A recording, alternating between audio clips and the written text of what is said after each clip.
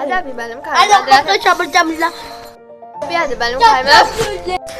බලමු කර්මාන්ත රසායනය හා පරිසර දූෂණය යටතේ කොහොමද ඇමෝනියා නිෂ්පාදනය කරගන්නේ කියලා.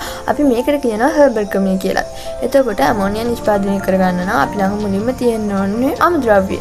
අපි මේ අමුද්‍රව්‍ය හොයාගන්නේ අපේ ආවට තියෙන වායුගෝලයෙන්. එතකොට අපි මේ හොයාගන්න තැනට කියනවා ප්‍රභවය කියලා. එතකොට අපිට දැන් මුලින්ම අමුද්‍රව්‍ය ඕනේනේ. අපි මේකදී අමුද්‍රව්‍ය වශයෙන් ගන්නෙ නයිට්‍රජන් සහ හයිඩ්‍රජන්. එතකොට අපි කරන්නේ හයිඩ්‍රජන් නයිට්‍රජන් එකතු කරලා ඇමෝනියා හදාගන්න එක. එතකොට මේ ඇමෝනියා නිෂ්පාදනය කරගන්න එක සමතුලිත ප්‍රතික්‍රියාවක්. ඒ වගේම හයිඩ්‍රජන් නයිට්‍රජන් භාවිත කරලා ඇමෝනියා හදන එකේ ඉදිරි ප්‍රතික්‍රියාව තාපදායකයි. ඒ කියන්නේ ආපසු ප්‍රතික්‍රියාව අපි දන්නවා තාප අවශෝෂකයි. දැන් අපි බලමු නයිට්‍රජන් සහ හයිඩ්‍රජන් කොහොමද ගන්න කියලා. මේ නයිට්‍රජන් ගත්තොත් වායුගෝලයේ 78%ක් විතර තියෙනවනේ. එතකොට ද්‍රව වාතය භාගික ආසානයට ලක් කරලා තමයි මේ නයිට්‍රජන් ගන්න. ඒ කියන්නේ වාතය සීතල කරලා සම්පින්දනය කරලා ඒක ද්‍රව තත්ත්වයට පත් කරලා භාගික ආසානයට ලක් කරලා තමයි ගන්න. එතකොට හයිඩ්‍රජන් ගත්තොත් හයිඩ්‍රජන් ගන්නේ මීතේන් භාවිත කරලා. අපි මේ මීතේන් වලටම කියනවා වගුරු වායුව, ස්වාභාවික වායුව, ඒ වගේම භූමි වායුව කියලාත් අපි හඳුන්වනවා. අපිට තව ක්‍රමයක් තියෙනවා මේ හයිඩ්‍රජන් ගන්න. ඒ තමයි නැප්තා. නැප්තා කියන්නේ හයිඩ්‍රෝකාබනයක්. ඒක බිඳ හෙල්ලත් අපිට හයිඩ්‍රජන් ගන්න පුළුවන්. අපි දැන් බලමු ඇමෝනියා නිෂ්පාදනයේදී වැදගත් වෙන භෞතික අවශ්‍යතා මොනවාද කියලා. මේක නම් ටිකක් අටපාඩම් කරන්න වෙනවා. දැන් මෙතනදී උෂ්ණත්වය වශයෙන් අපි ගන්නේ සෙල්සියස් අංශක 450ත් 500ත් අතර උෂ්ණත්වය. එතකොට පීඩනයේදී 250යි ATM නැත්නම් 300යි ATM අතර ප්‍රමාණයක් ගන්නවා. එතකොට අපි මෙතන උත්ප්‍රේරකය පාවිච්චි කරනවා. මේ උත්ප්‍රේරකය පාවිච්චි කරන්නේ ප්‍රතික්‍රියා ශීඝ්‍රතාව වැඩි කරගන්න. එතකොට අපි මෙතන උත්ප්‍රේරක වශයෙන් පාවිච්චි කරන්නේ යකඩ. එහෙම නැත්නම් ෆෙරික් ඔක්සයිඩ් එකත් පාවිච්චි කරනවා. ඒ වගේම උත්ප්‍රේරක වර්ධකත් පාවිච්චි කරනවා. මේ උත්ප්‍රේරක වර්ධක පාවිච්චි කරන්නේ ප්‍රතික්‍රියා ශීඝ්‍රතාවය තවත් ප්‍රවර්ධනය කරගන්න. එතකොට අපි මෙතනදී උත්ප්‍රේරක වර්ධක වශයෙන් පාවිච්චි කරන්නේ පොටෑසියම් ඔක්සයිඩ් සහ ඇලුමිනියම් ඔක්සයිඩ්. මම කියවනේ අපි උෂ්ණත්වය වශයෙන් ගන්න සෙල්සියස් අංශක 450ත් 500ත් අතර උෂ්ණත්වය. එතකොට මේකේ පොඩි අවුලක් තියෙනවා.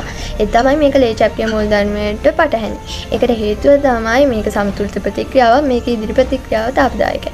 එතකොට ලේ චැප්ටිය මූල ධර්මයට අනුව අඩු උෂ්ණත්වයකදී සමතුලිතයේ තාපදායක දිශාව වෙන ඉදිරි දිශාවට නැඹුරු වෙලා වැඩි ඇමෝනියා පළ ප්‍රමාණයක් ලැබෙනවා. එතකොට අපි හරිනම් මෙතෙන් පාවිච්චි කරන්න ඕනේ අඩු උෂ්ණත්වය. ඒ වුණාට අපි මෙතනින් සාපේක්ෂව ඉහළ උෂ්ණත්වයක් තමයි පාවිච්චි කරලා තියෙන්නේ.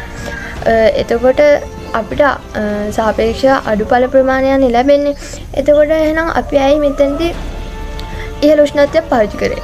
අපි බලමු ඒකට හේතුව මොකක්ද කියලා. ඒකට හේතුව තමයි අඩු උෂ්ණත්වයකදී ප්‍රතික්‍රියා ශීඝ්‍රතාවය අඩුයි. එතකොට සමතුලිතය ඇති වෙන්න ගත වෙන කාලය වැඩි.